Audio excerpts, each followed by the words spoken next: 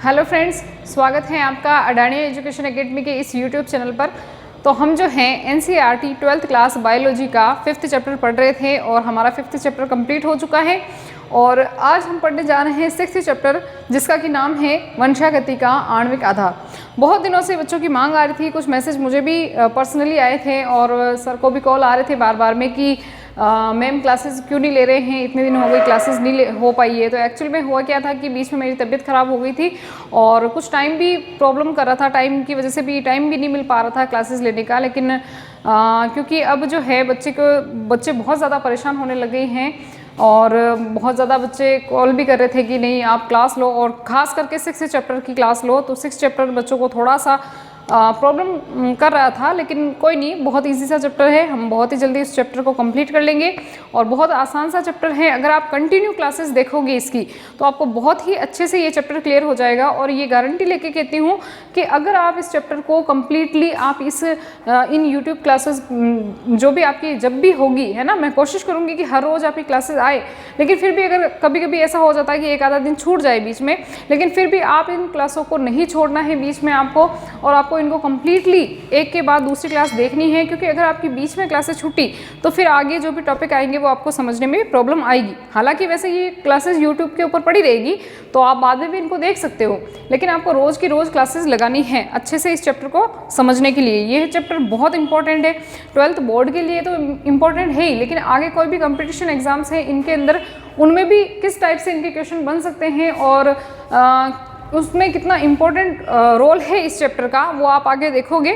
लेकिन इस चैप्टर को आपको कंटिन्यू पढ़ना है और कंटिन्यू रोज़ जितनी भी जब भी क्लासेस आए आपको रोज़ इनकी क्लासेस लगानी है। हिंदी मीडियम के लिए स्पेशली बच्चों के लिए ये बहुत ही अच्छी क्लासेस रहने वाली है, क्योंकि इंग्लिश मीडियम का मैटर बहुत सारा मिल जाता है लेकिन हिंदी मीडियम की बहुत ही कम क्लासेस मिल पाती है। तो हिंदी मीडियम के लिए स्पेशली ये क्लासेस लगाई जा रही है, तो आप कृपया करके कंटिन्यू बने रहिए इन क्लासों के साथ में। ऐसा नहीं कि आज देखा कल का वीडियो नहीं देखा चलो परसों देख लूँगा, तो ऐसे तो आपकी फिर पढ़ाई कंप्लीट नहीं हो पाएगी और आपको टॉपिक भी समझ में नहीं आ पाएंगे, ठीक है ना। तो आज हम जो है 6th चैप्टर पढ़ने जा रहे हैं। 5 चैप्टर हमारे पूरे हो चुके हैं और आई होप कि आपकी 5 चैप्टर की पूरी तैयारी बहुत अच्छे से होगी। बोर्ड एग्जाम्स में अगर उनसे कोई क्वेश्चन आता है तो आप कोई गलत नहीं करोगे, ठीक है, इतना तो मुझे विश्वास है आपके ऊपर। क्योंकि बच्चों के बहुत सारे कमेंट्स भी आते हैं कि मैडम हमने इस बार टेस्ट में इतने अच्छे नंबर आए हैं हमारे, है ना, हमने ऑनलाइन पढ़ाई की उसकी वजह से हमारे इतने अच्छे नंबर आए हैं, मैंने टॉप किया है। कुछ बच्चों के पर्सनली मुझे भी मैसेज भी आए थे इंस्टाग्राम वगैरह पे, तो बहुत अच्छा लगा था कि बच्चों को फ़ायदा मिल रहा है इन क्लासों से। और मैं तो चाहती हूँ कि हमेशा मैं आपकी कंटिन्यू क्लास लूँ और आपके सारा कोर्स करवाऊँ, लेकिन क्या करूँ, मुझे टाइम नहीं मिल पाता है, ऑफलाइन बैच भी होते हैं, है ना, और बीच में कुछ तबीयत ख़राब होने की वजह से भी नहीं हो पाई थी। लेकिन अब मैं कोशिश करूँगी कि आपका 6th चैप्टर, कम से कम 6 चैप्टर तो है जो आपको कम्प्लीटली जल्दी से जल्दी करवा दूँ। आगे की क्लासें भी कंटिन्यू रहेगी, ऐसा नहीं है कि 6 चैप्टर ही करवाऊँगी और आगे आपके चैप्टर कंप्लीट नहीं हो पाएंगे। अभी हमारे पास टाइम भी है थोड़ा बोर्ड एग्जाम्स के अंदर, तो उससे पहले मैं कोशिश करूँगी कि आपके फटाफट से कोर्स हो जाए, ठीक है। तो आज हम चैप्टर्स नंबर, मैं बार मैं बता चुकी हूँ वैसे तो, कि हम 6 चैप्टर स्टार्ट करने जा रहे हैं जिसका नाम क्या है, वंशागति का आणविक आधार, ठीक है। तो चैप्टर नंबर 6 है आपका। 1 मिनट, ये थोड़ा सा प्रॉब्लम कर रहा है तो मैं इसको साफ कर लेती हूँ।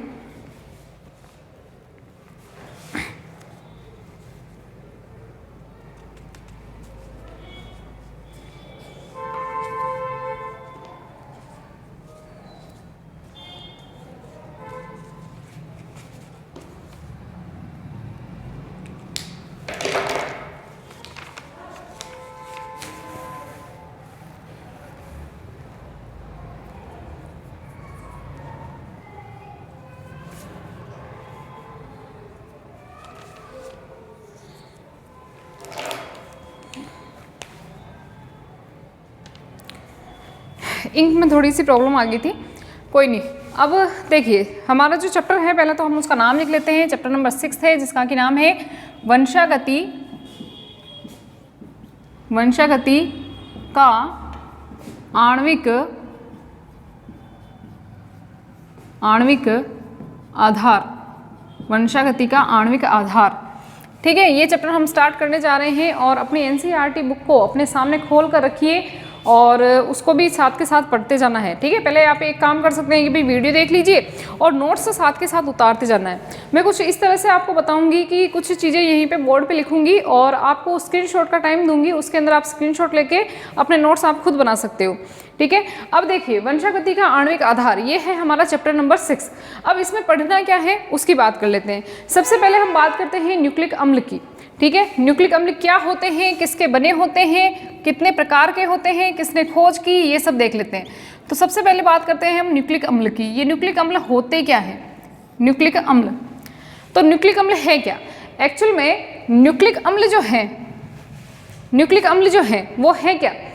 तो न्यूक्लिक अम्ल क्या है वो मैं बाद में बताऊंगी, पहले हम बात कर लेते हैं इसकी खोज की। तो न्यूक्लिक अम्ल की जो खोज की थी, खोजकर्ता जो है इसके न्यूक्लिक अम्ल की खोजकर्ता जो है वो कौन है? फ्रेडरिक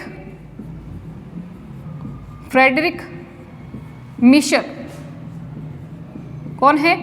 फ्रेडरिक मिशर, ठीक है, या मिक्सचर भी लिख सकते हैं इनको, या फ्रेडरिक मिशर भी कह सकते हो आप, ठीक है भाई। खोज कौन किसने की थी? फ्रेडरिक मिशर ने की थी। लेकिन ये जो न्यूक्लिक अम्ल नाम है, ये नाम किसने दिया था? ये दिया था आल्टमान ने। किसने दिया था? आल्टमान ने। खोजकर्ता कौन है? फ्रेडरिक मिशर है, लेकिन नाम जो दिया था वो दिया था आल्टमान ने।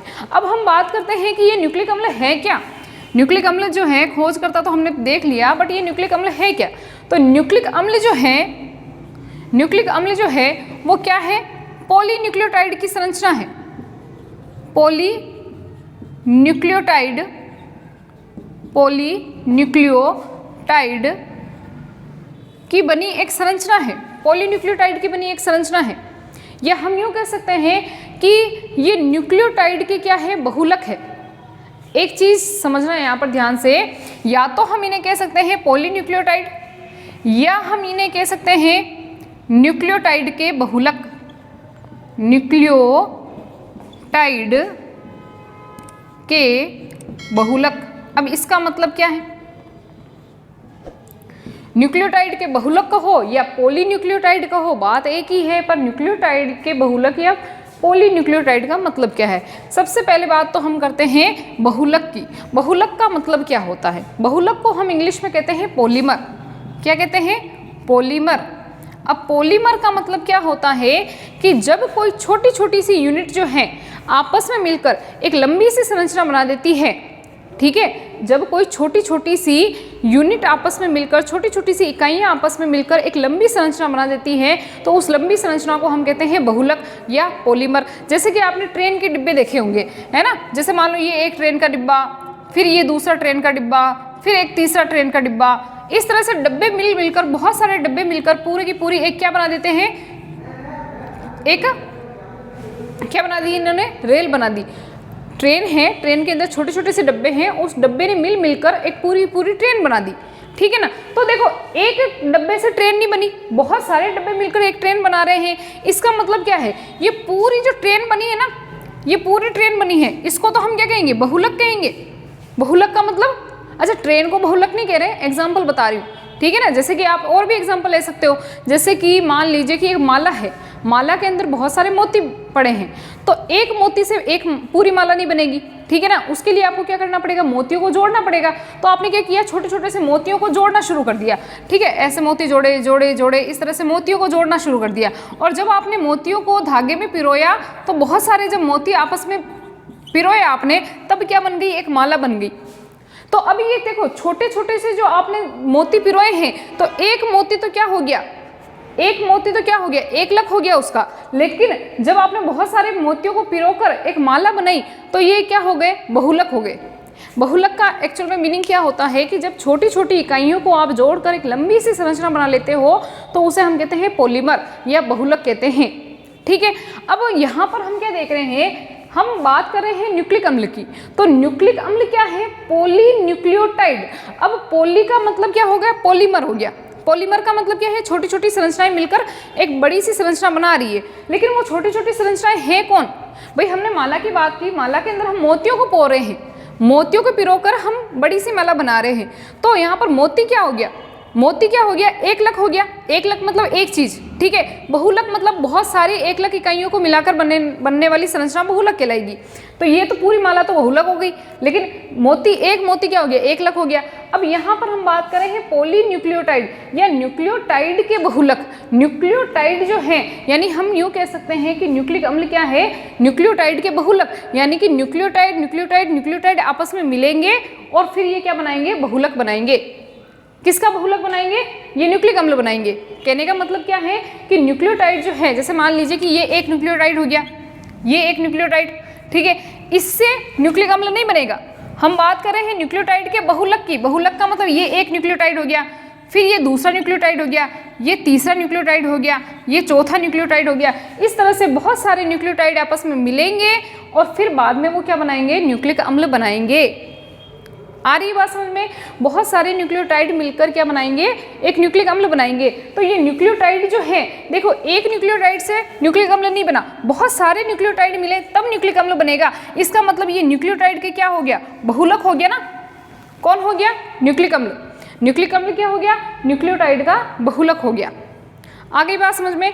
तो हम क्या कह सकते हैं, न्यूक्लिक अम्ल की बात अगर आपसे की जाए कि भाई न्यूक्लिक अम्ल क्या है, तो न्यूक्लिक अम्ल क्या है, न्यूक्लियोटाइड के बहुलक होते हैं। बहुत सारे न्यूक्लियोटाइड आपस में मिलते हैं और क्या बनाते हैं, न्यूक्लिक अम्ल बनाते हैं। आगे बात समझ में? अब न्यूक्लियोटाइड क्या होते हैं वो हम आगे देखेंगे। इसकी संरचना हमें पढ़नी है, न्यूक्लियोटाइड की संरचना हमें पढ़नी है, तब जाकर हम आगे की पूरा चैप्टर हम पढ़ पाएंगे। अगर इसकी संरचना ही हमें नहीं पता तो चैप्टर समझ में ही नहीं आएगा। तो न्यूक्लियोटाइड की संरचना हम बाद में पढ़ेंगे, लेकिन हम पहले ये देख लेते हैं कि न्यूक्लिक अम्ल जो होते हैं वो कितने टाइप के होते हैं। तो न्यूक्लिक अम्ल जो होते हैं वो दो टाइप के होते हैं, दो टाइप के होते हैं। पहला तो होता है कौन सा, डीएनए, और दूसरा न्यूक्लिक अम्ल जो है वो क्या नाम है जिसका, आरएनए। न्यूक्लिक अम्ल दो प्रकार के होते हैं, एक होता है डीएनए और एक होता है आरएनए, ठीक है। डीएनए का पूरा नाम क्या होता है, बच्चों को जिनको नहीं पता है वो कृपया ध्यान रखें, डीऑक्सी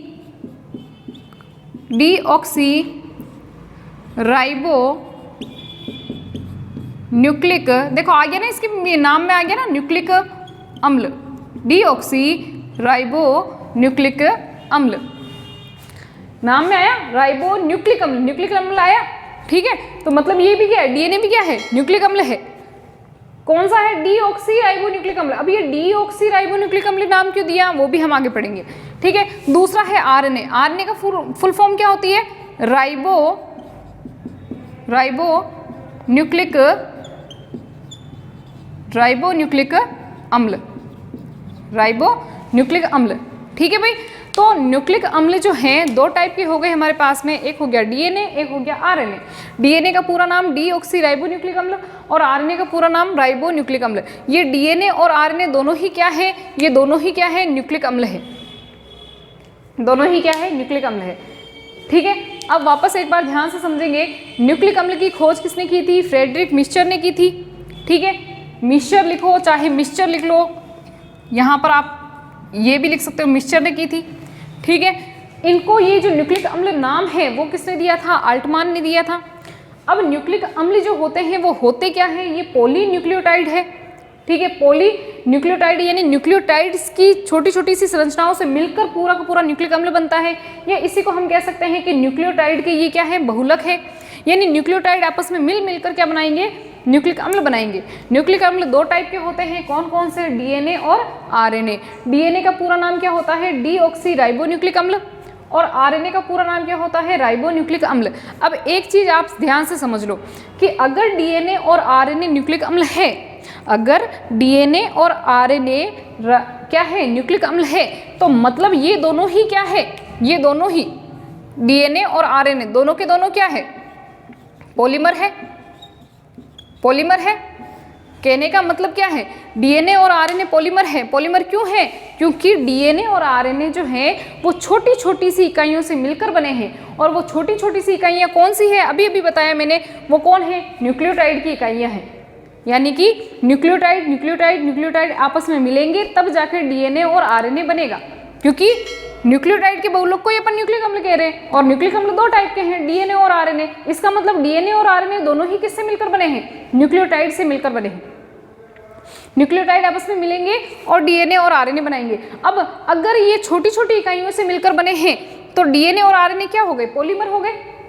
पॉलीमर हो गए ना, क्योंकि छोटी छोटी इकाइयों से मिलकर जब लंबी संरचना बनती है तो उसे अपन पॉलीमर कहते हैं। इसका मतलब अगर ये पॉलीमर है तो इनका मोनोमर कौन होगा? इनका एकलक कौन होगा? ये किससे मिलकर बने हैं? न्यूक्लियोटाइड से।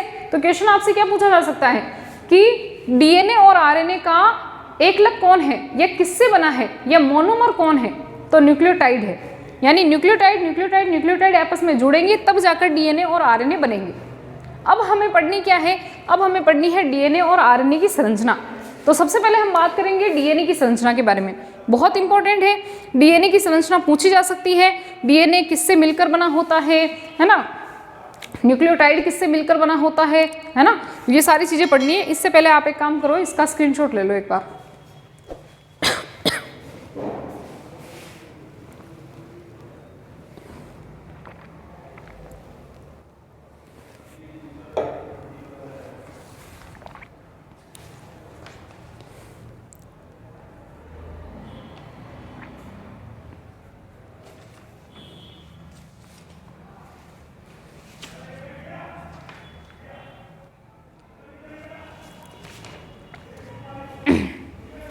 हो गया? कंप्लीट है। तो न्यूक्लिक अम्ल के बारे में जानकारी ले ली। न्यूक्लिक अम्ल की खोज किसने की थी? न्यूक्लिक अम्ल क्या है और ये कितने टाइप के होते हैं? डीएनए और आरएनए दो टाइप के होते हैं। और अब हमें पढ़नी है डीएनए की संरचना। तो डीएनए की संरचना से पहले हम पढ़ेंगे न्यूक्लियोटाइड की संरचना। डीएनए की संरचना बाद में पढ़ेंगे। सबसे पहले हम जानेंगे कि ये न्यूक्लियोटाइड की संरचना कैसे होती है, न्यूक्लियोटाइड होता क्या है। तो न्यूक्लियोटाइड, देखो हम क्या कह रहे हैं कि भाई डीएनए आरएनए जो है वो न्यूक्लियोटाइड से बना है, लेकिन न्यूक्लियोटाइड भी खुद तीन चीजों से मिलकर बना होता है। बहुत ही आसान सा चैप्टर है, बहुत अच्छा चैप्टर है और मजा आने वाला है इस चैप्टर में पढ़ के। तो कृपया करके ध्यान से शांति से चैप्टर को सुनेंगे, कोई भी बातें नहीं करेगा। अब सुनो, जैसे कि मान लो आपने एक डीएनए की स्ट्रक्चर देखी होगी, नॉर्मली बता रही हूँ, अभी नहीं भी देखी है तो सुन लो। ये डीएनए मान लो, ऐसा ही दिखा होगा आपने, द्विकुंडलित डीएनए देखा ही होगा, नॉर्मली देखा ही होगा। तो ये जो संरचना जो बनी हुई ना ये डीएनए की, ये डीएनए की संरचना के अंदर क्या लगे हुए हैं? न्यूक्लियोटाइड लगे हुए हैं। जैसे कि ये एक न्यूक्लियोटाइड, ये दूसरा न्यूक्लियोटाइड, ये तीसरा न्यूक्लियोटाइड, ये चौथा, पांचवा, इस तरह से पता नहीं कितने ही सारे न्यूक्लियोटाइड लगे होते हैं, कितने ही सारे न्यूक्लियोटाइड लगे होते हैं। ठीक है, तब जाके एक डीएनए बनता है, तब जाके एक डीएनए बनता है। इसका मतलब कि हमें पहले तो इस न्यूक्लियोटाइड की संरचना को समझना होगा। डीएनए और आरएनए न्यूक्लियोटाइड के बहुलक है, न्यूक्लियोटाइड आपस में मिलकर डीएनए आरएनए बना रहे हैं। तो हमें सबसे पहले न्यूक्लियोटाइड की संरचना को समझना होगा। तो न्यूक्लियोटाइड जो है, देखो डीएनए आरएनए न्यूक्लियोटाइड के बने होते हैं, लेकिन खुद न्यूक्लियोटाइड जो है वो तीन चीजों से मिलकर बना होता है। न्यूक्लियोटाइड, मैं इधर लिख रही हूं, न्यूक्लियोटाइड खुद कितनी चीजों से मिलकर बना होता है? तीन चीजों से मिलकर बना होता है। तीन चीजों से ये मिलकर बना होता है।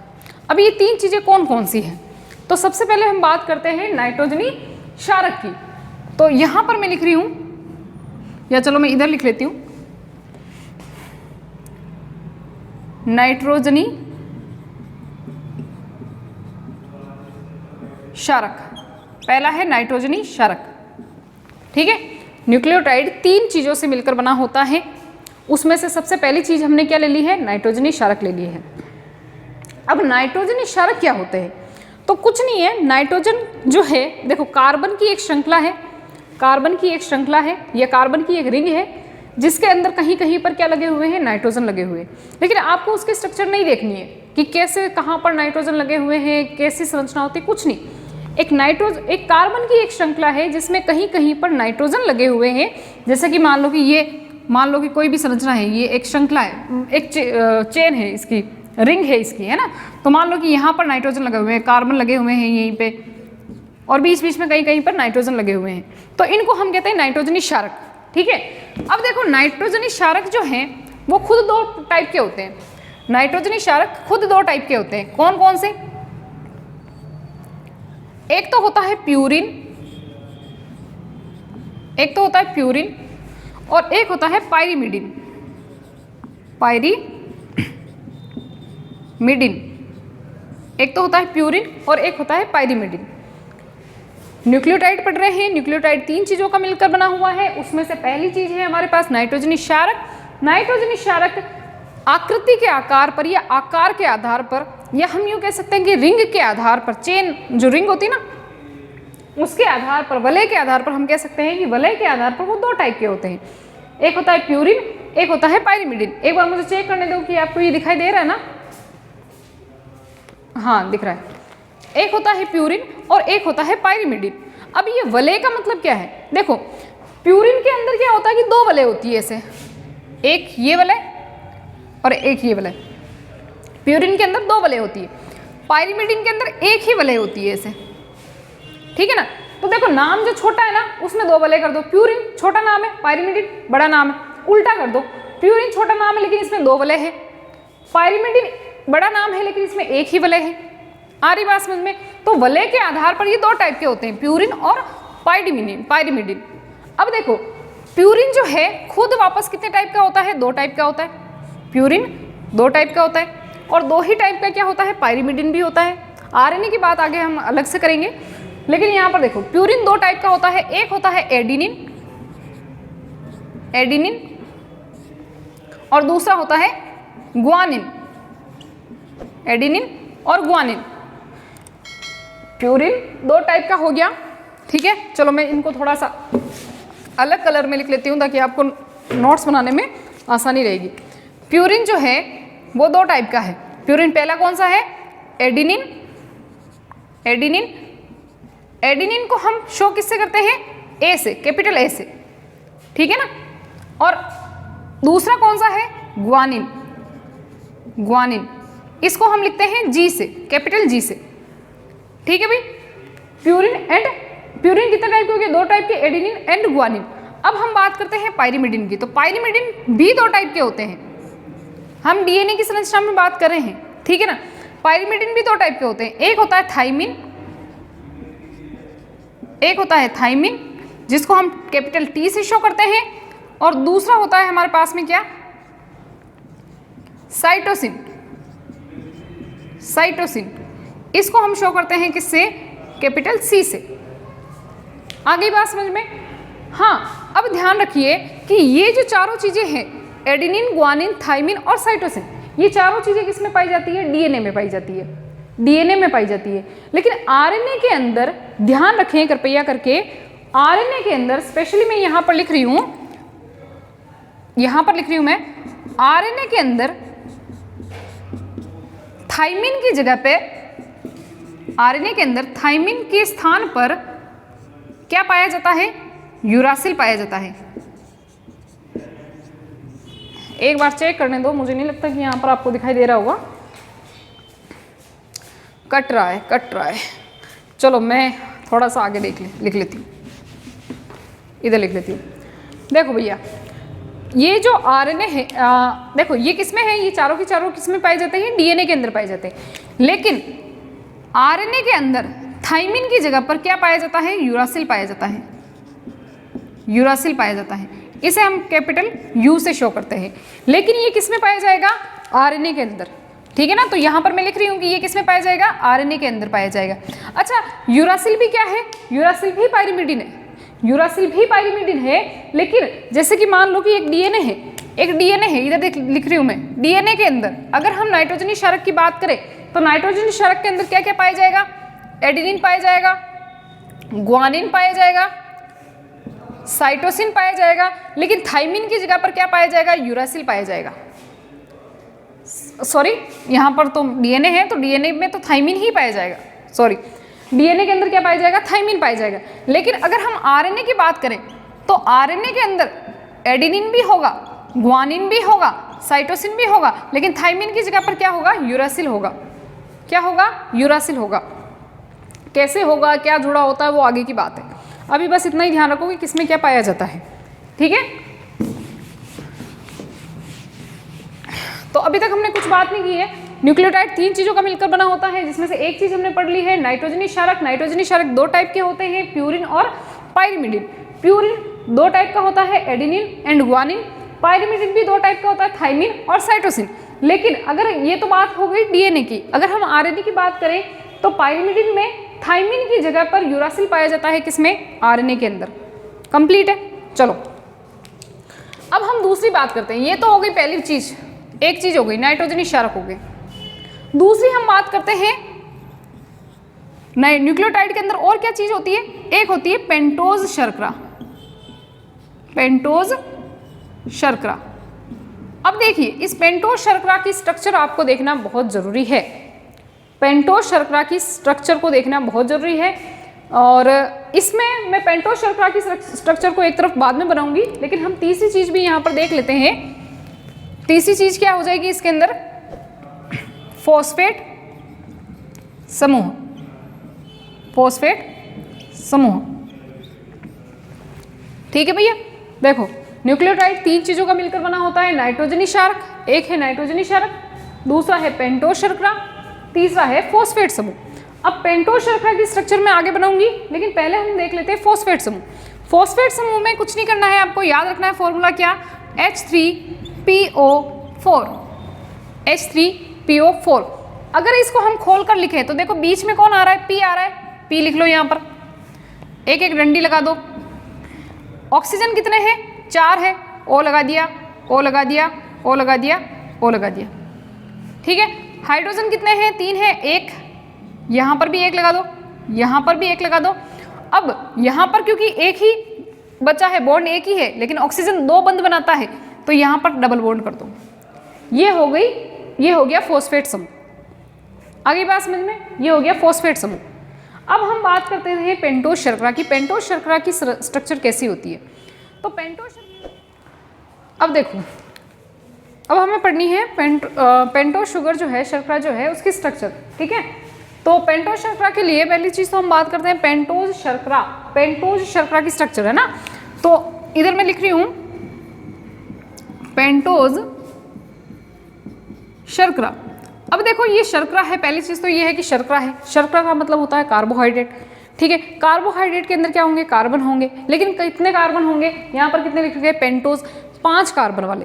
ठीक है। देखो वैसे तो बहुत सारे अपने को पढ़नी होती है इनकी स्ट्रक्चर, है ना, पेंटोज, ट्रायोज, टेट्रोज, ऐसे बहुत सारी स्ट्रक्चर होती है, बहुत सारी शर्करा होती है, पर हमें उससे कोई मतलब नहीं है। हमें सिर्फ पेंटोज शर्करा के स्ट्रक्चर देखनी है, वो कैसे बनती है वो देखना है। तो पेंटोज शर्करा है, शुगर है, पहली चीज़ तो ये कार्बोहाइड्रेट है, और ये कितने कार्बन का बना हुआ है? 5 कार्बन का। तो पहले तो 5 कार्बन लिख लेते हैं, 1 2 3 4 और 5 कार्बन हो गए। अब यहां पर हम इनके बॉन्ड बनाएंगे। अब क्या करना है आपको? देखो सबके आगे OH लगाना है यहाँ पर, लेकिन इसके आगे डबल बॉन्ड O कर दो, और यहाँ पर क्या कर दो? H कर दो। एल्डिहाइड समूह हो गया। ठीक है। और यहाँ पर क्या कर दोगे? H OH, और यहाँ पर H, सबके आगे H OH लगा दो। H OH, H OH और H हो गया। ठीक है। कुछ नहीं करना है। कार्बन नंबर 1 2 3 4 5 6 नहीं, ओनली 5, कार्बन नंबर 5। ठीक है। कितने हुए? पेंटोज है ना, तो 5 कार्बन। 5 कार्बन में पहले वाली जो कार्बन है, कार्बन नंबर 1 जो है, उस पर कौन सा समूह जुड़ा हुआ है? CHO। CHO का मतलब क्या होता है? एल्डिहाइड होता है, तो एल्डिहाइड समूह लगा हुआ है। बाकी के ऊपर, सभी के ऊपर OH और H जुड़ा हुआ है। OH का मतलब हाइड्रोक्सिल। ठीक है ना, एल्कोहल जो होता है ना, तो यहाँ पर OH जोड़ दो। क्लियर है। अब ये तो हो गई कौन सी संरचना? ये तो एक खड़ी संरचना हो गई इसकी, है ना, एक श्रृंखला हो गई इसकी। ठीक है। चेन बनानी है अपने को, इसकी चेन स्ट्रक्चर हो गई इसकी। अब हमें बनानी है इसकी वलय संरचना, रिंग स्ट्रक्चर बनानी है। रिंग का मतलब इसको मोड़ तोड़ के गोल बनाना है इसको। तो गोल बनाने के लिए अपने को क्या करना है? जो कार्बन नंबर 4 है, ध्यान से इसकी स्ट्रक्चर समझना। वैसे तो डायरेक्ट भी अपन याद रख सकते हैं, लेकिन ये बनी कैसे है, वो जो आपने स्ट्रक्चर देखी होगी ना बुक्स के अंदर, ठीक है, वो कैसे बनी है वो देखना है। तो कार्बन नंबर 4 है, कार्बन नंबर 4 के जो ये OH समूह है, ये OH समूह है, कार्बन नंबर 4 का जो ये OH समूह है, इसको कार्बन नंबर 1 के पास में ले जाओ। यहाँ पर इसको क्या ले जाना है? इसके पास में ले जाना है, ले गए। अब क्या करना है, ये OH है, ऐसे जुड़ा हुआ है ये OH। अब क्या करना है, इस H को यहाँ से हटा दो, H को बाहर निकालो। बाहर निकालने का मतलब इस H को क्या कर दो, इसके साथ में जोड़ दो। ये H इधर आ गया, H आ गया इधर, ठीक है। अगर यहाँ पर H आया है तो देखो ये ऑक्सीजन 2 बॉन्ड ही बनाता है, तो इसका ये वाला बॉन्ड क्या हो जाएगा, यहाँ से हट जाएगा, हट गया। और यहाँ पर जो O था वो इसके साथ बॉन्ड बना लेगा, इस ऑक्सीजन के साथ में, यानी ये कार्बन जो है इस ऑक्सीजन के साथ में बॉन्ड बना लेगा। आ रही है बात समझ में? हमने क्या किया, यहाँ से एक बार वापस समझेंगे ध्यान से, एक बार ध्यान से समझो, कुछ नहीं हुआ है अभी तक। यहाँ पर क्या लगा हुआ था, OH लगा हुआ था, यहाँ पर सॉरी डबल बॉन्ड O लगा हुआ था। हमने क्या किया, इसको ऊपर की ओर ले गए, इसके साथ में इसका कार्बन नंबर 4 का और कार्बन नंबर 1 का बॉन्ड बनाना है। तो बॉन्ड बनाने के लिए हम जब इसको ऐसे ले जाएंगे, यहाँ से यहाँ तक ले जाएंगे, ऐसे ले जाएंगे, तो अब इसको अगर इसके साथ में बॉन्ड बनाना है, इस ऑक्सीजन को क्या करना है, इसके साथ में C1 के साथ में बॉन्ड बनाना है, तो इसको यहाँ से हटाना पड़ेगा। जब ये यहाँ से हटाएगा तो ये H इसके पास चला जाएगा, है ना। इसको इसने हटा दिया यहाँ से, तो ये H इसके पास चला जाएगा। H अगर इसके पास चला गया तो यहाँ से एक बॉन्ड हट जाएगा, क्योंकि ये तो 2 ही बॉन्ड बनाता है, एक H के साथ बना दिया, एक कार्बन के साथ बना दिया। अब अगर यहाँ से ये H हट गया है, O ऑक्सीजन फ्री हो गया है, तो अब ये ऑक्सीजन किसके साथ बॉन्ड बनाएगा, कार्बन नंबर 1 के साथ, कार्बन नंबर 1 के साथ बॉन्ड बनाएगा। अब हमें पढ़नी है इसकी रिंग स्ट्रक्चर। अब हमें क्या करनी है, इसकी रिंग स्ट्रक्चर गोल गोल बनाना है इसको। अब गोल बनाने के लिए देख लो, सबसे पहले आपको कहाँ कहाँ पर क्या क्या जोड़ना है, कार्बन नंबर 5 है, कार्बन नंबर 5 पे आपको क्या जोड़ना है, OH और H2, CH2OH। देखो ये वाला जो है कार्बन नंबर 5 पे ये क्या लगा हुआ है, CH2OH। बाकी पे कार्बन नंबर 4 पे क्या लगा हुआ है, एक H समूह है, एक H समूह है, ठीक है ना। और ये इससे जुड़ा हुआ है कार्बन नंबर 1 से, और कार्बन नंबर 2 से OH, OH, कार्बन नंबर 3 से भी OH, H। चलो इसको बनाते हैं, फिर समझ में आएगा। तो अब आपने जो ये पेंटोस शर्करा बनाई है, अगर मान लो बच्चों को ये भी समझ में नहीं आ रहा है तो डायरेक्ट बनाना सीख लो। कैसे बनाना है, सबसे पहले ऑक्सीजन, ये इधर का ऑक्सीजन था, ठीक है। अब ये ऐसे करके ऐसे, ठीक है।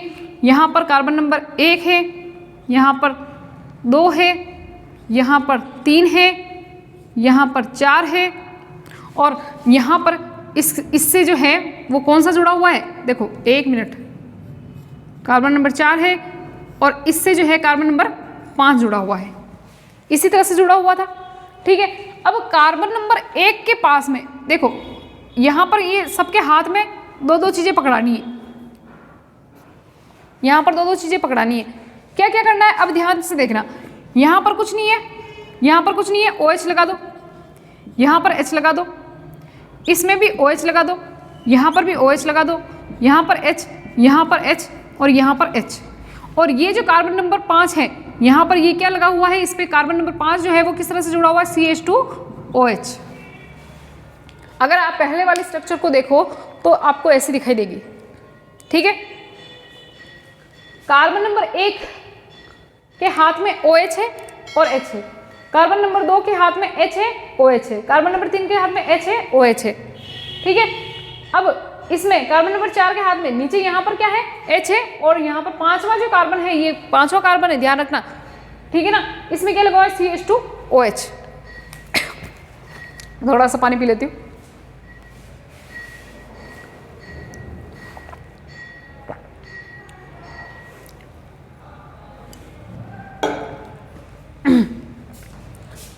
आ रही है बात समझ में, ये हो गई पेंटोस शर्करा। अगर आप पहले वाली चीज़ को देखो तो इसी तरह से आपको मिलेगी, कुछ नहीं है। यहाँ पर देखो, ये एक और याद करने का तरीका बताती हूँ। ये देखो, ये सीध में ना HH लगा दो, नीचे OH जोड़ दिया, यहाँ पर OH जोड़ दिया, और CH2OH। उस तरह से पहले जो अपन ने स्ट्रक्चर पढ़ी थी, अगर उसको मोड़ तोड़ के बनाओगे तो ये संरचना बनेगी। अब सुनो ध्यान से, इस स्ट्रक्चर को हम क्या कहते हैं, इसको हम कहते हैं पूरी जो स्ट्रक्चर है। देखो एक चीज़ और ध्यान रखना, पेंटोज शर्करा जो होती है ना, वो 2 टाइप की होती है। पेंटोज शर्करा 2 टाइप की होती है। 2 टाइप की कौन सी होती है, एक तो होती है राइबोज शर्करा, मेरे पास लिखने के लिए जगह नहीं है तो मैं इधर बता रही हूँ। एक तो होती है राइबोज शर्करा और एक होती है डीऑक्सीराइबोज शर्करा। तो ये वाली जो स्ट्रक्चर है वो किसकी है, राइबोज शर्करा की है, राइबोज शर्करा, राइबोज शर्करा की स्ट्रक्चर है। ये जो पूरी स्ट्रक्चर है वो राइबोज शर्करा की है। और ये राइबोज शर्करा जो है वो आरएनए के अंदर मिलती है। किसमें मिलती है, आरएनए के अंदर, ये डीएनए में नहीं पाई जाती है। अब हमें तो डीएनए की स्ट्रक्चर पढ़नी है पहले, तो डीएनए की स्ट्रक्चर पढ़ने के लिए तो डीएनए के अंदर कौन सी शर्करा पाई जाएगी, डीएनए के अंदर होती है डीऑक्सीराइबोज शर्करा। क्या होती है, डीऑक्सीराइबोज शर्करा। अब डीऑक्सी करने के लिए देखो नाम से पता चल रहा है, डीऑक्सी, एक ऑक्सीजन को हटाओ, कहाँ से हटाओ, कार्बन नंबर 2 से हटा दो। क्या कर दो, यहाँ से ऑक्सीजन, यहाँ पर जो है एक ऑक्सीजन को क्या कर दो, हटा दो। तो अब जो स्ट्रक्चर बनेगी, अब हम कहेंगे डीऑक्सीराइबोज शर्करा। इस स्ट्रक्चर को हम कहेंगे डीऑक्सीराइबोज शर्करा। आ रही है बात समझ में। पहले वाली स्ट्रक्चर किसकी थी, राइबोज शर्करा की थी, लेकिन वो राइबोज उसमें पाई जाती है आरएनए में। डीएनए की स्ट्रक्चर पढ़नी है हमें, डीएनए के अंदर क्या होती है, डीऑक्सीराइबोज शर्करा होती है। तो डीऑक्सी का मतलब एक ऑक्सीजन को हटाना, एक ऑक्सीजन को कहाँ से हटाओगे, कार्बन नंबर 2 से हटा दो। तो यहाँ पर क्या आ जाएगा, केवल H रह जाएगा। ठीक है, ये हो गई पेंटोज शर्करा। और ये कौन सी पेंटोज शर्करा है, ये डीऑक्सीराइबोज शर्करा है। पेंटोज शर्करा 2 टाइप की होती है, राइबोज शर्करा, डीऑक्सीराइबोज शर्करा। राइबोज शर्करा किस पे होगी, आरएनए में। और वहाँ पर इसमें वहाँ चेंज क्या करना है, बस यहाँ पर एक ऑक्सीजन लगाना है, ठीक है ना। और डीऑक्सीराइबोज शर्करा किसमें होगी, डीएनए के अंदर, उसमें एक ऑक्सीजन नहीं होता है यहाँ पर, और ये बन गई डीऑक्सीराइबोज शर्करा। अब इन तीनों को जब आप मिलाओगे तो एक बनेगा न्यूक्लियोटाइड। क्या बनेगा, न्यूक्लियोटाइड। समझना ध्यान से, मैं यहाँ पर लिख रही हूँ। मैं पहले ये एक काम करती हूँ, इसी को मिटा देती हूँ, ठीक है। एक बार आप इसका स्क्रीनशॉट ले लो फटाफट से, ताकि मेरे को कुछ मिटाना हो तो फिर आपके नुकसान नहीं हो जाए। हो गया, चलो देखो।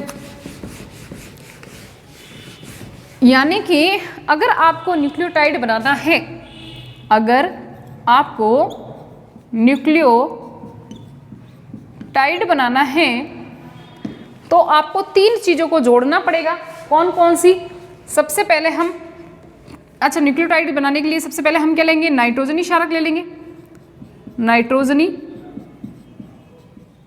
क्षारक, ठीक है। उसके बाद में हम किसको जोड़ेंगे, यहाँ पर पेंटोज शर्करा को जोड़ देंगे, पेंटोज शर्करा को जोड़ देंगे। और उसके बाद में हम कौन सा जोड़ेंगे, फॉस्फेट समूह जोड़ देंगे। ये कैसे जुड़ते हैं, किससे बंध से जुड़ते हैं वो भी हम पढ़ेंगे। फॉस्फेट समूह को जोड़ देंगे, तब जो संरचना बनेगी उसे हम क्या कहेंगे, न्यूक्लियोटाइड कहेंगे। क्या कहेंगे, न्यूक्लियोटाइड। लेकिन मैं आपसे एक क्वेश्चन पूछती हूँ, खैर मुझे बताना है वो तो, कि एक नाम और आता है जिसका कि नाम है न्यूक्लियोसाइड। एक और चीज़ आती है ये, और ये क्वेश्चन पूछा भी जाता है कि न्यूक्लियोसाइड किसे कहते हैं, न्यूक्लियोसाइड, न्यूक्लियोसाइड किसे कहते हैं भाई। न्यूक्लियोटाइड तो किसे कहते हैं, नाइट्रोजनी क्षारक प्लस पेंटोज शर्करा प्लस फॉस्फेट समूह, इन तीनों को मिलाकर कहा जाता है न्यूक्लियोटाइड। लेकिन एक शब्द आता है न्यूक्लियोसाइड। बहुत बार क्वेश्चन पूछा जाता है कि न्यूक्लियोसाइड क्या है, तो साइड में करना है, न्यूक्लियोसाइड साइड में करना है। किसको साइड में करना है, इस फॉस्फेट समूह को जब आप साइड में कर देते हो तो जो संरचना बनेगी आपके पास में, यानी कि न्यूक्लियोसाइड को अगर मैं बताऊं कि भाई आप क्या कह सकते हो, कैसे बता सकते हो न्यूक्लियोसाइड क्या है, तो एक ले लो नाइट्रोजनी क्षारक और उसमें जोड़ दो आप क्या, पेंटोज शर्करा, पेंटोज शर्करा। जब आप नाइट्रोजनी क्षारक और पेंटोज शर्करा को जोड़ते हो तो जो संरचना बनती है उसे हम कहते हैं न्यूक्लियोसाइड। आ रही बात समझ में। जब आप नाइट्रोजनी क्षारक और पेंटोज शर्करा को आपस में जोड़ते हो तो उससे जो संरचना बनती है उसे हम कहते हैं न्यूक्लियोसाइड। यानी न्यूक्लियोसाइड के अंदर कौन सी चीज नहीं होती है, फॉस्फेट समूह नहीं होता है। फॉस्फेट समूह, पेंटोज शर्करा, नाइट्रोजनी क्षारक, अगर ये तीनों ही हैं तो उसे हम न्यूक्लियोटाइड कहेंगे, न्यूक्लियोटाइड कहेंगे। और न्यूक्लियोसाइड किसे कहेंगे, जब नाइट्रोजनी क्षारक और पेंटोज शर्करा को जोड़ेंगे तो उसे हम क्या कहेंगे, न्यूक्लियोसाइड कहेंगे। आ रही बात समझ में? अब नहीं भी आ रही है तो मैं आपको और बना के दिखा देती हूँ, ठीक है। ये आपने उतार ही लिया होगा। चलो अभी हम बनाना सीखते हैं न्यूक्लियोसाइड और न्यूक्लियोटाइड। अभी ये इनको जोड़ना कैसे जुड़ते हैं, किन बंधों के द्वारा जुड़ते हैं, तो हम बंध के द्वारा इनको जोड़ना सीखते हैं। देखो सबसे पहले मैं आपको बनाना सिखाती हूँ न्यूक्लियोसाइड। न्यूक्लियोसाइड कैसे बनाते हैं,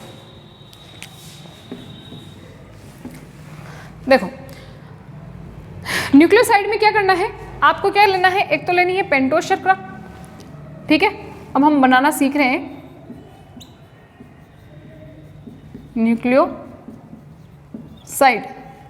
तो आपको क्या लेनी है, पेंटोस शर्करा लेनी है। ये ले लो पेंटोस शर्करा, पेंटोस शर्करा ले ली, ठीक है। कार्बन नंबर वगैरह ये लगा दिए, पेंटोस शर्करा ले ली। अब इस पेंटोस शर्करा के साथ में आपको नाइट्रोजनी क्षारक जोड़ना है। नाइट्रोजनी क्षारक कहाँ जुड़ेगा, देखो कार्बन नंबर 1, ये कार्बन नंबर 2, ये 3, यहाँ पर 4 और यहाँ पर होता है कार्बन नंबर 5। आपको जोड़ना है नाइट्रोजनी क्षारक। नाइट्रोजनी क्षारक 2 टाइप के होते हैं, प्यूरिन भी होता है, पायरिमिडिन भी होता है। प्यूरिन 2 टाइप का, पायरिमिडिन 2 टाइप का। अब प्यूरिन कौन कौन सा, एडिनिन, ग्वानिन, और पायरिमिडिन, थाइमिन, साइटोसिन। अब कोई सा भी जोड़ दो, उसमें कोई फर्क नहीं पड़ रहा है। जैसे मान लो कि मैंने यहाँ पर जोड़ दिया एडिनिन,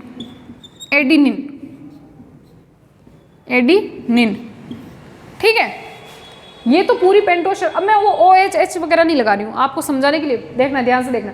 ये पेंटोस शर्करा है, कौन सी भी, और राइबोस शर्करा हो चाहे डीऑक्सी राइबोस शर्करा, और उसके साथ में आपने एक एडिनिन समूह लगा दिया। लेकिन वो कहाँ पर लगाया है, ये देखना ध्यान से, कहाँ पर लगाया आपने, कार्बन नंबर 1 पे लगाया है। कार्बन नंबर 1 के ऊपर ही क्या लगेगा, हमेशा नाइट्रोजनी क्षारक लगेगा। नाइट्रोजनी क्षारक लगा दिया, ठीक है। अब देखो यहाँ पर जो कार्बन, यहाँ पर था क्या, वैसे एक OH समूह था और यहाँ पर H समूह था। इसको हमने जोड़ा किसके साथ में, एक कोई भी एडिनिन के साथ में जोड़ा, एडिनिन के साथ में जोड़ा, तो इनके बीच में क्या बनेगा, बंध बनेगा ना। यहाँ पर क्या बनेगा, इनके बीच में बंध बनेगा एडिनिन के साथ में। यहाँ पर कार्बन के ऊपर यहाँ पर OH था, OH को हमने हटा दिया और OH की जगह हमने एडिनिन जोड़ दिया। तो यहाँ पर जो ये वाला जो बंध बनता है, यानी कि हम यूँ कह सकते हैं कि पेंटोस शर्करा और नाइट्रोजनी क्षारक के बीच में जो बंध बनता है, इस बंध को हम कहते हैं ग्लाइकोसिडिक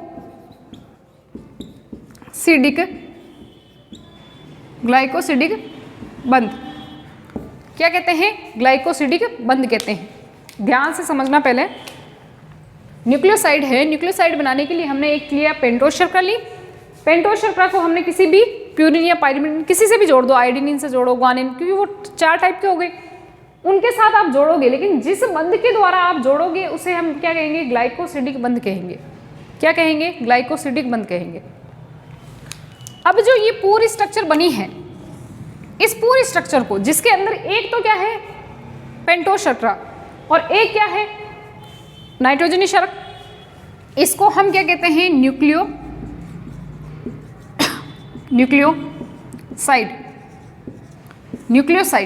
क्यों न्यूक्लियोसाइड, क्योंकि इसके अंदर अभी कौन नहीं जुड़ा है, इसमें फॉस्फेट समूह नहीं जुड़ा है, इसमें फॉस्फेट ग्रुप नहीं जुड़ा है। जब इसके साथ में फॉस्फेट ग्रुप और जुड़ जाएगा तब हम इसमें क्या, इसको हम क्या कहेंगे, न्यूक्लियोटाइड कहेंगे। क्या कहेंगे, न्यूक्लियोटाइड। न्यूक्लियोटाइड में 3 चीजें होती है, नाइट्रोजनी क्षारक, पेंटोस शर्करा, फॉस्फेट समूह।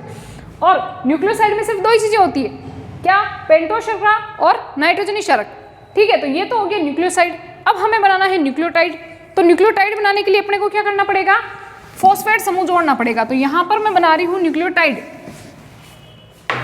न्यूक्लियोटाइड के लिए अपने को क्या करना पड़ेगा, फॉस्फेट समूह जोड़ना पड़ेगा। तो देखो यहाँ पर ये मान लो ये पेंटोस शर्करा हो गई, ठीक है,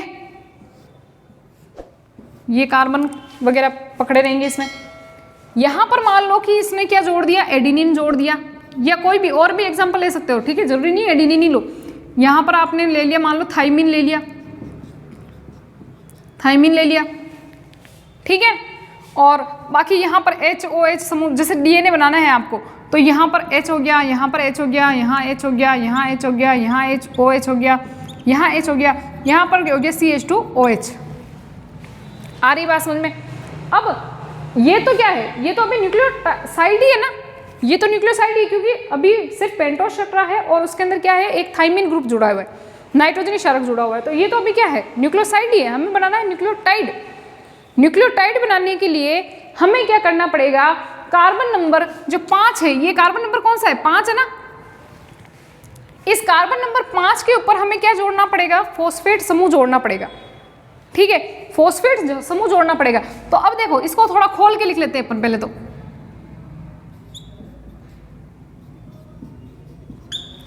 ये हमने खोल कर लिख लिया मान लो, ठीक है। अब हमें फॉस्फेट समूह जोड़ना है, तो फॉस्फेट समूह का सूत्र अभी अभी हमने पढ़ा था, पहले थोड़ी देर पहले ही पढ़ा था। क्या होता है, H3PO4, तो P को यहाँ पर लिख ले रही हूँ मैं, OH OH OH double bond O, यही होता है। ठीक है, अब इसको हमें इसके साथ में कार्बन नंबर 5 वाला जो कार्बन है, इसके साथ में हमें इसकी रिएक्शन करवानी है, तो ये इसके साथ में जुड़ेगा। तो जोड़ने के लिए देखो यहाँ पर क्या है, ये एल्कोहल समूह है, ठीक है, और ये तो अम्ल है, तो यहाँ पर इसमें क्या होगा कि ये दोनों, इसका OH समूह और इसका भी OH समूह क्या होगा, आपस में क्रिया करेगा। तो यहाँ से क्या हो जाएगा, एक OH क्या हो जाएगा, बाहर निकल जाएगा, यहाँ से OH बाहर निकल जाएगा, यहाँ से H बाहर निकल जाएगा, यानी कि क्या हो गया यहाँ पर -H2O, जल बाहर निकल जाएगा। और जल बाहर निकल जाएगा तो यहाँ पर जो बीच में, इनके बीच में अब जो ये बॉन्ड बनेगा, ये बॉन्ड जो बनेगा, ठीक है, इसको हम कहेंगे, क्योंकि ये फॉस्फेट ग्रुप की वजह से बना है, ठीक है, अब इसे हम कहेंगे फॉस्फोएस्टर बॉन्ड, फॉस्फोएस्टर बंध, क्या कहेंगे, फॉस्फोएस्टर बंध। ठीक है, अरे भाई देखो सुनो, ध्यान से समझना, ये क्या थी, पेंटोस शर्करा थी, पेंटोस शर्करा के साथ में कौन जुड़ा हुआ है, थाइमिन जुड़ा हुआ है, किस बंध के द्वारा, ये भी ध्यान रखना है। नाइट्रोजनी क्षारक पेंटोस शर्करा के साथ किस बंध के द्वारा जुड़े होते हैं, ग्लाइकोसिडिक बॉन्ड के द्वारा जुड़े होते हैं। लेकिन ये दोनों तो सिर्फ मिलकर, ये दोनों मिलकर तो क्या बना रहे हैं, क्या बना रहे हैं, न्यूक्लियोसाइड बना रहे हैं। हमें बनाना है न्यूक्लियोटाइड, तो हमें न्यूक्लियोसाइड के साथ में हमें अगर फॉस्फेट ग्रुप जोड़ दे, हम अगर फॉस्फेट ग्रुप जोड़ दे तो वो न्यूक्लियोटाइड बन जाएगा।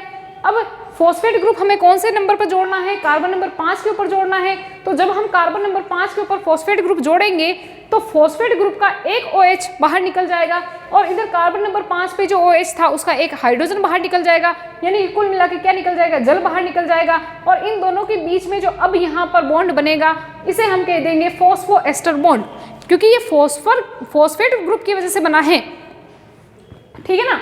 तो इसे हम क्या कहेंगे, फॉस्फोएस्टर बॉन्ड कहेंगे। अब एक चीज ध्यान से समझना, राइबोस शर्करा और नाइट्रोजनी क्षारक के बीच में कौन सा बॉन्ड होता है, कौन सा बॉन्ड होता है, ग्लाइकोसिडिक बॉन्ड होता है। यानी कि ये ध्यान से देखना, ये वाला जो बॉन्ड है, यानी कि इनके बीच में जो बॉन्ड बन रहा है, नाइट्रोजनी क्षारक और पेंटोस शर्करा के बीच में जो बन रहा है, इसको तो हम कहेंगे ग्लाइकोसिडिक बॉन्ड, ग्लाइकोसिडिक बंध। और जो फॉस्फेट समूह और पेंटोस शर्करा के बीच में जो बन रहा है, उसे हम क्या कहेंगे, फॉस्फोएस्टर बंध, फॉस्फोएस्टर बॉन्ड कहेंगे। अब ये जो पूरी स्ट्रक्चर बनी है, अब ये जो पूरी स्ट्रक्चर बनी है, इस पूरी स्ट्रक्चर को अब हम क्या नाम दे देंगे, एक न्यूक्लियोटाइड कह देंगे। क्या कह देंगे, न्यूक्लियोटाइड कह देंगे। आ रही है बात समझ में। न्यूक्लियोटाइड किसे कहेंगे, जब तीनों चीजें मिलेगी, देखो फॉस्फेट समूह मिल गया, पेंटोस शर्करा मिल गई और ये कौन है, नाइट्रोजनी क्षारक मिल गए, तीनों चीजें मिल गई, तब जाकर क्या बना, न्यूक्लियोटाइड बना। केवल पेंटोस शर्करा और केवल क्या मिला यहाँ पर, नाइट्रोजनी क्षारक मिले, जब दोनों ही मिले तब क्या बना, न्यूक्लियोसाइड बना। पर हमें तो न्यूक्लियोटाइड बनाना सीखना है, क्योंकि हमें DNA और RNA बनाना है, और DNA और RNA के जो एकलक होते हैं वो न्यूक्लियोटाइड होते हैं। ये तो क्वेश्चन पूछा जा सकता है आपसे कि न्यूक्लियोसाइड किसे कहते हैं, बताइए। न्यूक्लियोसाइड में क्या क्या होता है, तो न्यूक्लियोसाइड में दो ही चीजें होती है, फॉस्फेट समूह को साइड में कर दो, बाकी जो दो चीजें बची है वो न्यूक्लियोसाइड। और जब तीनों ही चीजें साथ में आ जाएगी, फॉस्फेट समूह, पेंटोस शर्करा और कौन सा, नाइट्रोजनी क्षारक, तब वो दोनों मिलकर क्या बनाएगी, तब जब वो तीनों मिलकर क्या बनाएंगे, न्यूक्लियोटाइड बनाएंगे। आगे बात समझ में, एक बार इसका स्क्रीनशॉट ले लो फटाफट से।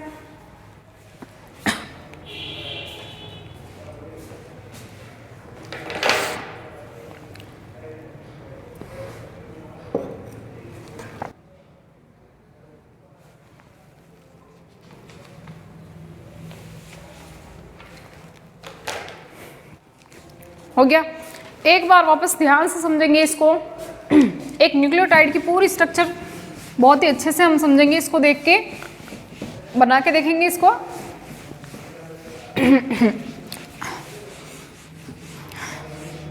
एक्चुअली मुझे क्या है कि थोड़ा सर्दी जुकाम हो गया था बीच में, तो मेरे गले में थोड़ी ज़्यादा ही प्रॉब्लम हो रही है, तो बोलने की वजह से इसीलिए थोड़ा रुक रुक के बोलना पड़ रहा है।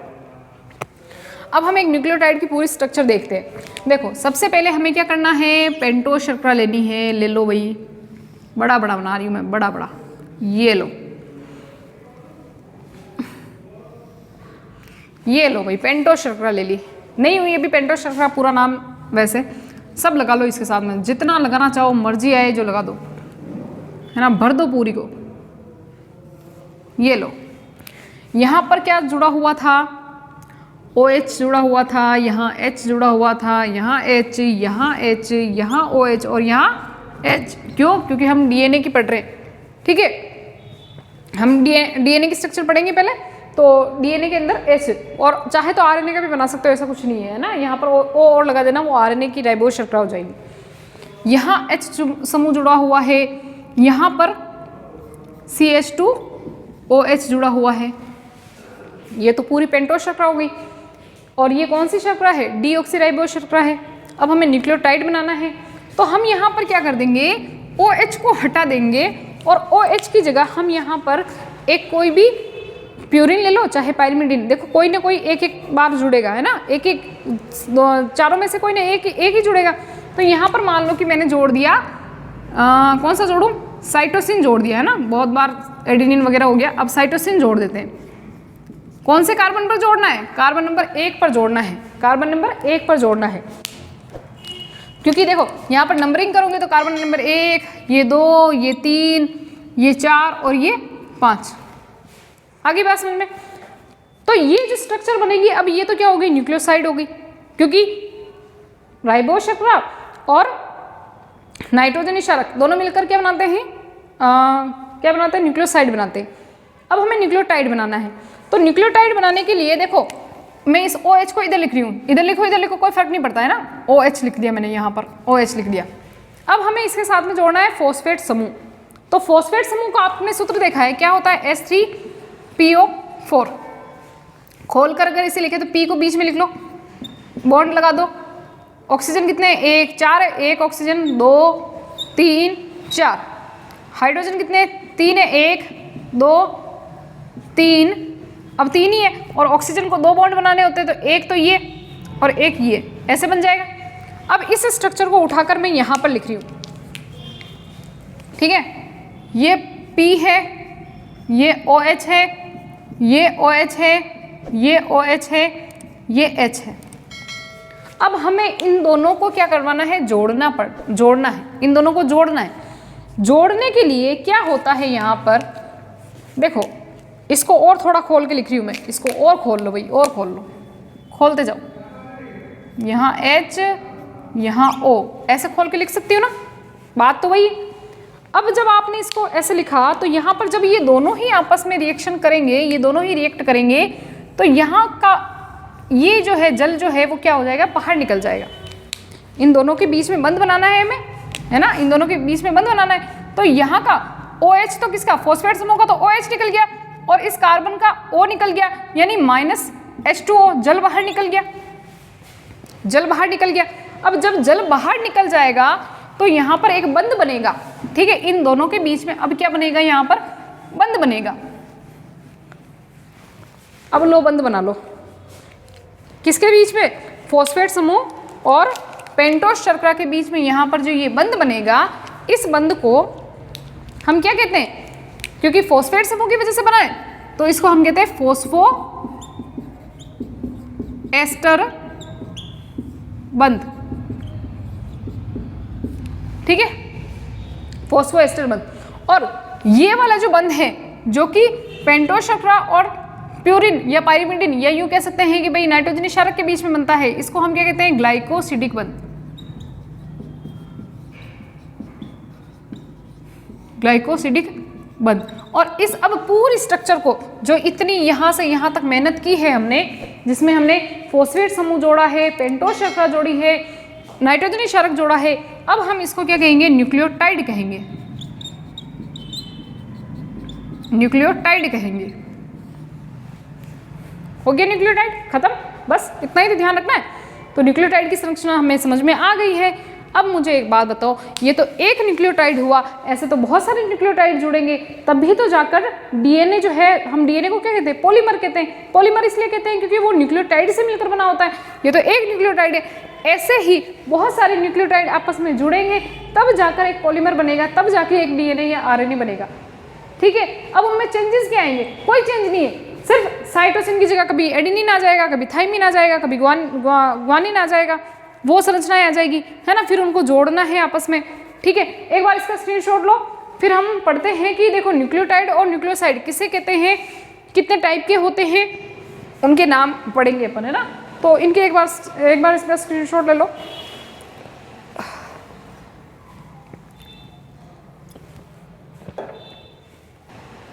हो गया, चलो अब मैं यहाँ पर आपको कुछ चीज़ें लिखवा रही हूँ, वो अपनी कॉपी में नोट करोगे आप, है ना। नाम आ सकता है कि बताइए इस स्ट्रक्चर को ये कहते हैं, न्यूक्लियोसाइड कौन सा होता है, न्यूक्लियोटाइड कौन सा होता है। तो हम एक तरफ तो हम बनाएंगे न्यूक्लियोसाइड, एक तरफ तो हम बनाएंगे न्यूक्लियोसाइड, न्यूक्लियोसाइड इनके नाम है ना। न्यूक्लियोसाइड का मतलब जानते हो ना आप? न्यूक्लियोसाइड का मतलब क्या होता है? न्यूक्लियोसाइड का मतलब राइबोज नहीं कहेंगे हम, क्योंकि हम आरएनए में नहीं पढ़ रहे हैं, हम पेंटोज शर्करा यहाँ पर लिखेंगे। पेंटोज शर्करा प्लस और क्या होता है? नाइट्रोजनी क्षारक,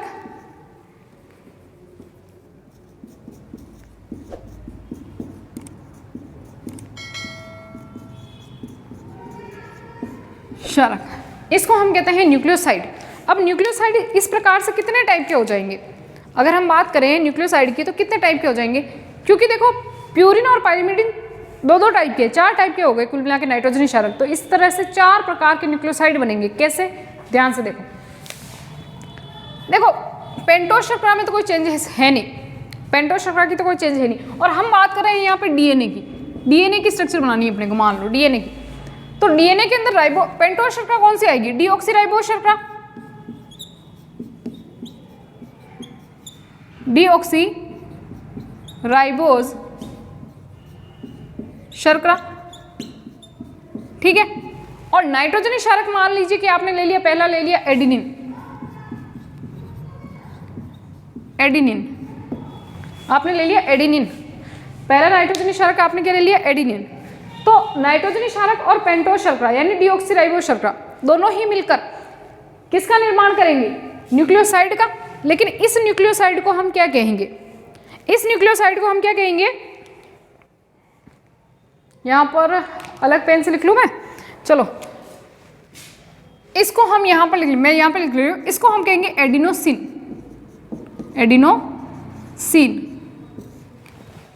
एडिनोसिन है क्या? एडिनोसिन एक न्यूक्लियोसाइड है और वो एडिनोसिन किससे मिलकर बना है बताओ? तो वो डीऑक्सीराइबोज शर्करा से और एडेनिन से बना है, इसे हम कहेंगे एडिनोसिन, ठीक है। या डीऑक्सीराइबोज शर्करा ना लिख के पेंटोज शर्करा भी आप लिख सकते हो, उसमें कोई प्रॉब्लम नहीं है, क्योंकि ये आरएनए के अंदर होगा तो आरएनए में भी तो आप एडिनोसिन ही कहोगे ना इसे, ठीक है। अब जैसे देखो लो दूसरे नंबर पर, ये तो वो का वही वो नाम है, इसमें कोई चेंज करना नहीं है। एडेनिन की जगह पर आप मान लो कि क्या लगा लो? ग्वानिन लगा लो।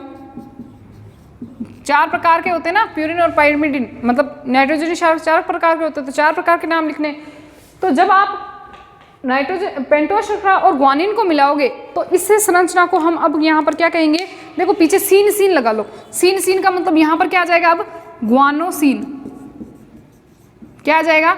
ग्वानोसिन। आ रही बात समझ में? अब जैसे नेक्स्ट है तीसरे नंबर पर, ये तो ये का ये रहने दो प्लस, अब हम देखो ये तो दोनों क्या हो गए? प्यूरिन, पाइरिमिडिन को जोड़ दो। अब हम पाइरिमिडिन को जोड़ेंगे थाइमिन को जोड़ेंगे यहाँ पर, थाइमिन। तो अब देखो थाइमिन इन आ रहा है ना पहले से, मीन है ना, तो अब यहाँ पर क्या कर दो आप? जो नामकरण करोगे इसका, तो हम यहाँ पर क्या लिखेंगे? थाइमिडीन लिख लेंगे यहाँ पर, थाइमिडीन लिख लेंगे यहाँ पर, ठीक है। और थाइमिडीन भी क्या है, एक प्रकार का क्या है, न्यूक्लियोसाइड है। ठीक है। नेक्स्ट, ये तो वो का वही है प्लस थाइमीन की। अब क्या बची है अपने पास में, साइटोसिन। साइटोसिन, अब इसमें भी सीन आ रहा है ना। तो अब यहां पर क्या करो, साइटोसिन को और जब पेंटोस शर्करा को जोड़ोगे तो यहां पर क्या बनेगा, वो साइटिडीन। तो ये क्या हो गए, ये चारों के चारों क्या हो गए, ये न्यूक्लियोसाइड है। ठीक है ना। राइबोस शर्करा और क्या जोड़ा है आपने, नाइट्रोजनी क्षारक को जोड़ोगे तो आप राइबोस शर्करा यानी कि पेंटोस शर्करा, पेंटोस शर्करा और नाइट्रोजनी क्षारक को जोड़ोगे तो न्यूक्लियोसाइड बनेगा। अब न्यूक्लियोसाइड के नाम ध्यान रखने हैं। न्यूक्लियोसाइड के नाम कैसे डिसाइड करोगे आप, जैसे कि डीऑक्सीराइबोस शर्करा है एक, मान लो, या पेंटोस शर्करा है, उसके साथ में एडेनिन जोड़ा तो क्या बना, एडिनोसिन बना। उसी तरह से ग्वानोसिन, थाइमिडीन और साइटिडीन बन जाएगा। ठीक है। ये वाला एक बार स्क्रीनशॉट ले लो फटाफट से।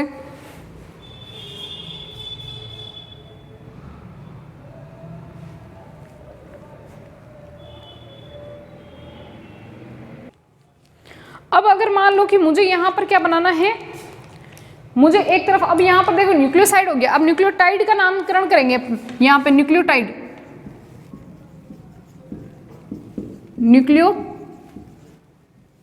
का नामकरण करेंगे। अब न्यूक्लियोटाइड करने के लिए मुझे एक बात बताओ, अगर मान लो कि न्यूक्लियोटाइड में हम इनमें और क्या जोड़ दे, फॉस्फेट समूह जोड़ दे तो न्यूक्लियोटाइड बन सकता है ना।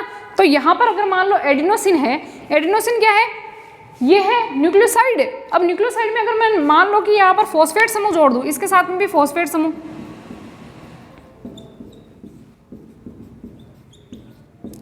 इसके साथ में भी फॉस्फेट समूह H3PO4, H3PO4, इसके साथ में भी H3PO4।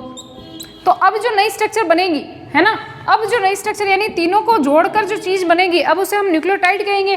तो इन न्यूक्लियोटाइड का कुछ ना कुछ नाम होगा। तो जब एडिनोसिन और फॉस्फेट समूह, या आप यूं भी कह सकते हो कि पेंटोस शर्करा, एडेनिन और फॉस्फेट समूह तीनों को जोड़कर जो नई चीज बनेगी है ना। अब न्यूक्लियोटाइड बनाना है हमें, तो न्यूक्लियोटाइड क्या बनेगा, इसका हम जब एडेनिन को जोड़ेंगे इसमें तो एडिनाइलिक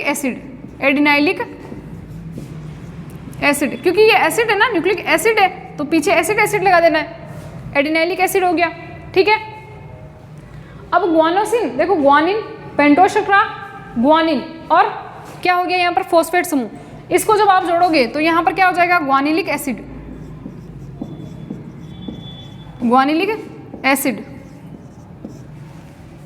ठीक है भैया। अब देखो, अब हमें क्या जोड़ना है, थाइमिन और पेंटोस शर्करा और H3PO4। ठीक है। H3PO4 का मतलब फॉस्फेट समूह। अब आप फटाफट से आप बताओ, जब तक मैं पानी पी लेती हूँ।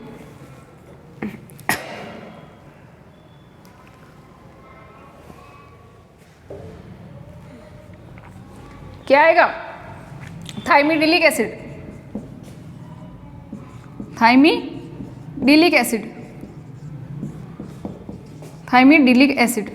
ठीक है। और इसमें क्या आएगा, साइटिडीन और H3PO4 को जोड़ेंगे तो साइटिडिलिक एसिड। मुझे पता है कि बच्चों को थोड़ी प्रॉब्लम आ रही होगी इसमें समझने में कि भाई आप क्या कर रहे हो। कुछ नहीं कर रही हूँ मैं, हम नाइट्रोजनी क्षारकों को, पेंटोस शर्करा को, है ना, और क्या बच गया अपने पास में, फॉस्फेट समूह, इन सबको जोड़ कर देख रहे हैं कि इनका नामकरण कैसे करेंगे हम। तो हम सबसे पहले न्यूक्लियोसाइड बनाएंगे। तो न्यूक्लियोसाइड में आपको पता है दो ही चीजें होती है, कौन कौन सी होती है, एक तो पेंटोस शर्करा और एक कौन सा होता है, ये सब क्या है, ये सब के सब नाइट्रोजनी क्षारक है। तो इनको जोड़ेंगे तो क्या नामकरण होगा, और इन सबको हम जो मैंने ग्रीन लिखे हुए हैं, ये सब के सब क्या है, न्यूक्लियोसाइड है। ठीक है। जैसे कि आपने राइबोस शर्करा को डीऑक्सीराइबोस शर्करा और एडेनिन को जोड़ा, या पेंटोस शर्करा और एडेनिन को जोड़ा तो आपने क्या बनाया, एडिनोसिन बनाया।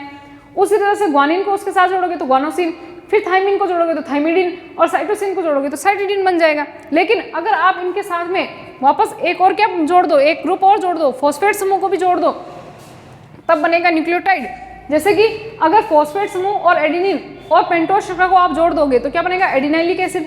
वैसे ही ग्वानिन को जोड़ोगे तो ग्वानिलिक एसिड, थाइमिन को जोड़ोगे थाइमिडिलिक एसिड, और साइटिडीन को जोड़ोगे तो साइटिडाइलिक एसिड या साइटिडिलिक एसिड। ठीक है। कंप्लीट है यहाँ तक? तो आपको न्यूक्लियोटाइड और न्यूक्लियोसाइड दोनों ही बनाना आना चाहिए। इनमें से नामकरण आ सकता है कि बताइए इनमें न्यूक्लियोटाइड कौन सा है, न्यूक्लियोसाइड कौन सा है। देखो एसिड एसिड जहाँ लग रहा है वो तो सारे के सारे कौन से हो गए, न्यूक्लियोटाइड हो गए, ठीक है। सीन मीन इन जो भी लिख रहा है वो सारे के सारे कौन हो गए, न्यूक्लियोसाइड हो गए, ठीक है। मैं साइड में हट जाती हूँ, तब तक आप इसका स्क्रीनशॉट ले लो फटाफट से।